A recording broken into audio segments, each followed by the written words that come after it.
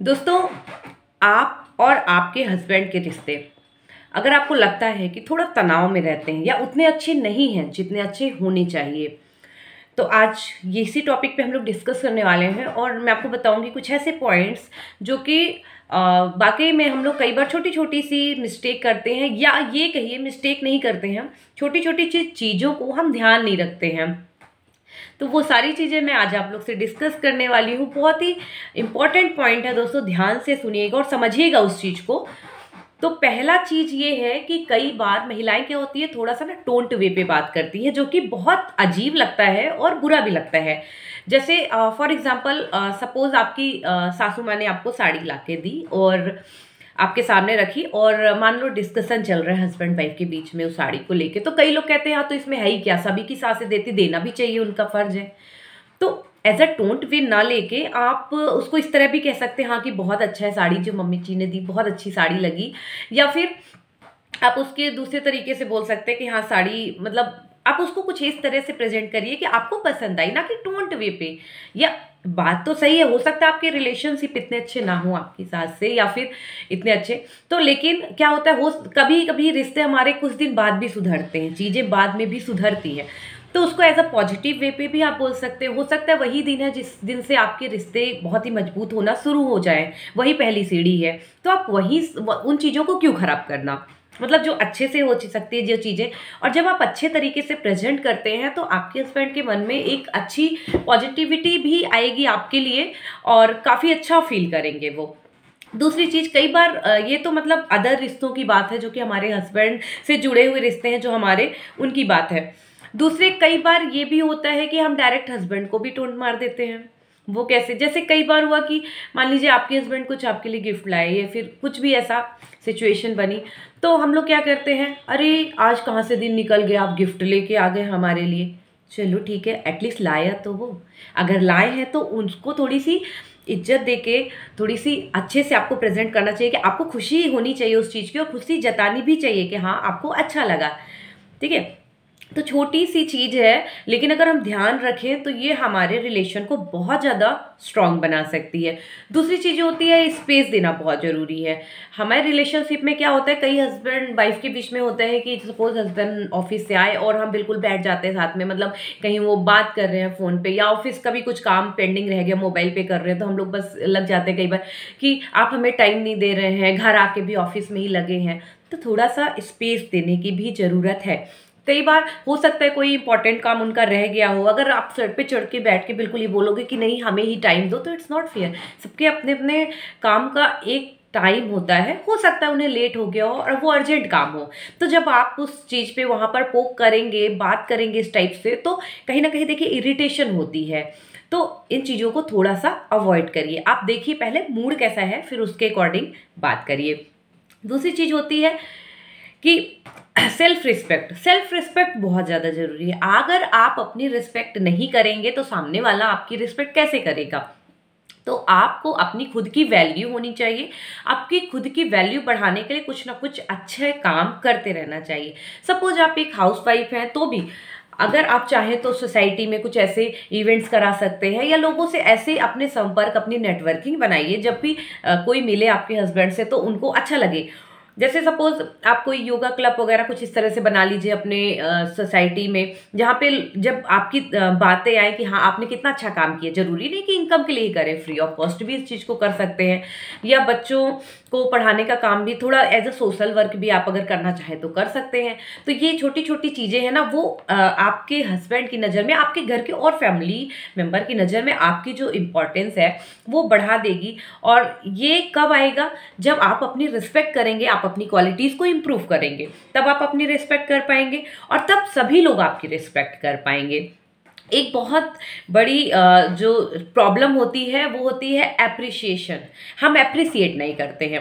कई बार होता है छोटी सी चीज़ होती है, लेकिन एप्रिसिएशन जब मिलता है ना, वो बातें हमेशा याद रहती हैं। सपोज आपका बच्चा छोटा है, हस्बैंड वहाँ पे कुछ काम कर रहे हैं और आपका बच्चा रो रहा है, उसी को लेके चुप करा दिया, या बच्चे के साथ थोड़ा देर प्ले किया, और उस टाइम आपने अपना काम भी कर लिया, है ना, मतलब हस्बैंड ने टाइम दिया बच्चे को, तो आप फ्री थे, आपने अपना एक काम कर लिया। तो आप यहाँ पे अप्रिसिएट कर सकते हैं हस्बैंड को। कि आपने जो है तो मतलब बहुत अच्छे से संभाल लिया, मेरा ये काम हो गया, वरना मेरा काम कितना डिले हो जाता है इस चक्कर में। और कई वाइफ इस तरह भी कहती है, अरे हस्बैंड संभाल लिया तो क्या हुआ, बच्चा तो उसका भी है मेरा भी है, तो दोनों संभालो। ठीक है, इट्स ओके, आपका पॉइंट बिल्कुल सही है, लेकिन बात को प्रेजेंट करने का तरीका बहुत मैटर करता है आपके रिलेशनशिप को मेंटेन करने में। काम वही है, सिचुएशन है ये, लेकिन आपकी दो बातें अच्छी बोल देने से अगर रिलेशनशिप मेंटेन होता है, आपकी इस जो बॉन्डिंग है वो बहुत अच्छी स्ट्रांग होती है, तो बिल्कुल ये करना चाहिए।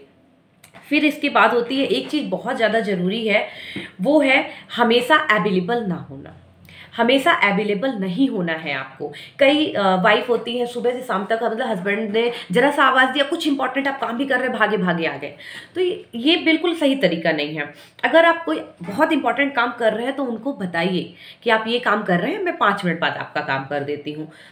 अपनी जो एबिलिटी है कि आप हर तरह अवेलेबल हो रहे हैं, इट्स बिल्कुल अच्छा नहीं है ये आपके रिलेशनशिप को मेंटेन करने। इससे ये एक्चुअल इमेज ये जाता है ब्रेन को कि मतलब आप फालतू है, बस आपके पास कोई खास काम नहीं है। और ये सिर्फ हस्बैंड के लिए नहीं, बाकी रिलेशनशिप के लिए भी काम आती है। आप हमेशा अवेलेबल रहेंगे। कहते हैं ना कि अगर मार्केट में आपकी जो जब डिमांड बहुत तेजी से बढ़ती है तो सप्लाई कम होती है, और सप्लाई बहुत तेजी से बढ़ती है तो डिमांड कम हो जाती है। ये मतलब हमने तो मार्केटिंग में पढ़ा था, बट ये रिश्तों में भी कई बार होता है कि अगर आप बार बार अवेलेबल रहोगे तो आपकी डिमांड कम हो जाएगी, आपका जो आपके लिए रिस्पेक्ट है वो धीरे धीरे कम हो जाएगा। लेकिन बोलेगा फालतू है, कोई काम ही तो रहता नहीं, घर में काम ही क्या रहता है। आपको बताना है कि घर में काम भी रहता है, बच्चों को पढ़ाना भी रहता है, कोई इंपॉर्टेंट काम कर रहे हैं, अगर बच्चे को पढ़ा भी रहे तो भी आप बता सकते हैं कि हाँ चाय बनानी तो चलो मैं 5 मिनट बाद बना देती हूँ, मैं उसका एक होमवर्क करवा रही हूँ। तो छोटी छोटी चीजें हैं जो आपको ध्यान रखनी है, और ये बहुत इंपॉर्टेंट पॉइंट है। फिर एक अगला पॉइंट आता है, हम कई बार हस्बैंड की बात को ध्यान से नहीं सुनते। ये अक्सर देखा जाता है। जैसे मान लीजिए कोई ऑफिस से आए, कोई इंसिडेंट्स बता रहे हैं, या कुछ बॉस ने से ही कुछ खिचपिच हो गई और वो अपना बात आपको बता रहे हैं, तो ज़्यादातर महिलाएं क्या कहते हैं, मेरा काम पड़ा है, मैं 2 मिनट में आई, मैं मतलब इग्नोर कर देते हैं या ध्यान से नहीं सुनते हैं। सुन तो लेते हैं लेकिन मजबूरी की तरह। जब हम ध्यान से सुनने और मजबूरी सुनने में अंतर क्या होता है, जब हम ध्यान से किसी चीज़ को सुनते हैं तो हम प्रॉपर रिस्पॉन्स कर पाते हैं। जैसे मान लीजिए कोई बात हो गई, आपने ध्यान से सुना, अपनी तरफ से 2 बातें बोली, हाँ हाँ सही बात है, अगर आप यहाँ पे सही थे तो उनको ऐसा नहीं बोलना चाहिए था, ठीक है, तो इसका मतलब है आपने ध्यान से सुनी। और आपने सिर्फ सुनी, इसका मतलब क्या हो गया, वो सुना दी, आपने सुन लिया, अच्छा अच्छा ठीक है, मतलब आपने ध्यान भी नहीं दिया और दूसरे काम में लग गए, इसका मतलब होता है आपने ध्यान से नहीं सुना। तो हम इससे, अब जब आप ध्यान से सुनते हो तो हमेशा सामने वाले को क्या लगेगा कि आप रिस्पॉन्स कर रहे हो, आप वैल्यू कर रहे हो सामने वाले की। हम उसी की बात सुनते हैं जिसकी हम वैल्यू करते हैं। आप लाखों वीडियो देखते होंगे लेकिन बात उसकी पूरी वीडियो देख लेते होंगे, धीमे धीमे भी बोल रहा हो, स्किप करके भी उसकी आगे की वीडियो देख लेंगे। क्यों? क्योंकि आपको उसकी बात पे बिलीव है, आपको उसकी बात अच्छी लगती है। तो वही चीज होता है हमारे रिलेशनशिप में। जब हम किसी की बात अच्छे से नहीं सुनते हैं, हस्बैंड की बात अच्छे से नहीं सुनते हैं, तो उन्हें वो चीज़ फील आता है कि हमारी कोई वैल्यू नहीं है, या हमारी वाइफ जो है हमारे ऊपर इतना ध्यान नहीं देती है, ठीक है। फिर एक बहुत इंपॉर्टेंट पॉइंट है कि जो होता है बुराई। अक्सर देखा जाता है जब महिलाएं ग्रुप में बैठी होती हैं तो वो एक दूसरे से हस्बैंड की बुराई कर रही होती हैं कि मेरे हस्बैंड तो ऐसे हैं, ध्यान नहीं देते हैं, बच्चा तो मुझे ही संभालना पड़ता है, घर में 1 गिलास पानी तक उठा के नहीं पीते हैं। अब देखिए यहाँ पे जिनके साथ आप बुराई कर रहे हैं, क्या वो आके आपकी हेल्प करेंगी? नहीं। लेकिन आपका जो ब्रेन है वो जरूर ट्रेन हो जाएगा, उन बुराइयों को एक्सेप्ट कर लेगा। नहीं भी होंगी तो अगर आप बातें चालू हुई और आप 4 बुराइयां अपने से आगे रह के बता रहे हैं तो आपका ब्रेन वो एक्सेप्ट कर लेता है, सुनने लगता है उस चीज को और ध्यान से। तो जहां बुराई नहीं भी निकलनी होगी, 4 बुराइयां और निकल के आ जाती हैं। तो बुराई जब आप किसी की करते हो तो आपका रिश्ता सुधरेगा या बिगड़ेगा? आप मुझे इस बात का आंसर दो।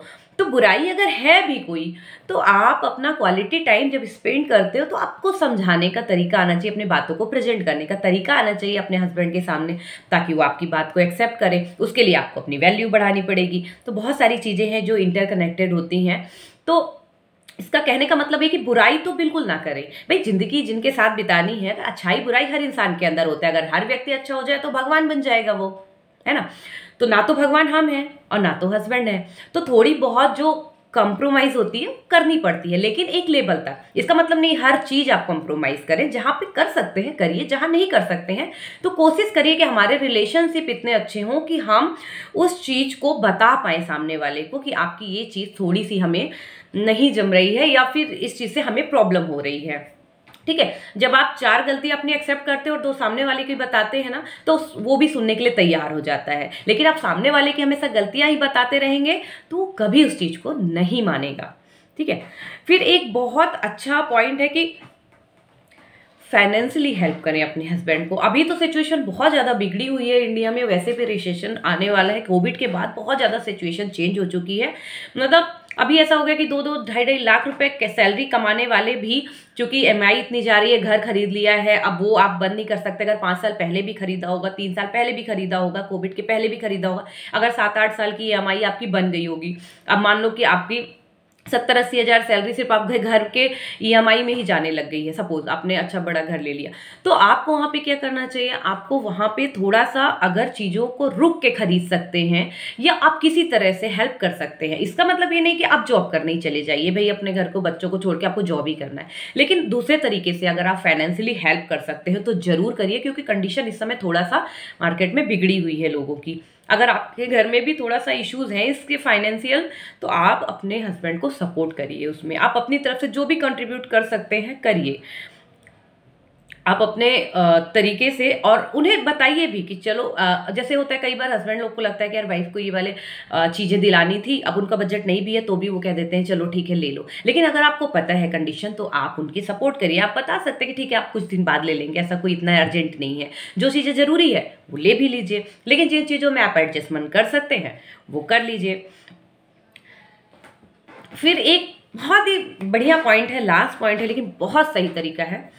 एक चीज़ हम हमेशा भूल जाते हैं, सुबह से शाम तक हस्बैंड की सेवा में हर मतलब पत्नी जो है तो लगी होती है, चाय लाना, खाने बनाना, ड्रेस रेडी करना, आयरन करना, सब कुछ लगा होता है। लेकिन जब हम प्रेजेंट करने की बारी आती है ना, सपोज हस्बैंड ने बोला कि चाय बना दो, अब हम चाय बना के आए, हमारे 3 काम और चल रहे हैं साथ में कि यार दाल भी चढ़ाई हुई है, ये भी वो भी, अब हम इतना स्ट्रेस है, बच्चों को भी तैयार करना है, अब हम तीनों तरफ हमारा दिमाग लगा हुआ है। लेकिन हम जब चाय लेके प्रेजेंट होते हैं तो हमारा चेहरा ऐसा होता है कि भगवान कितनी टेंशन दे दी, अब मैं इसको कैसे करूं।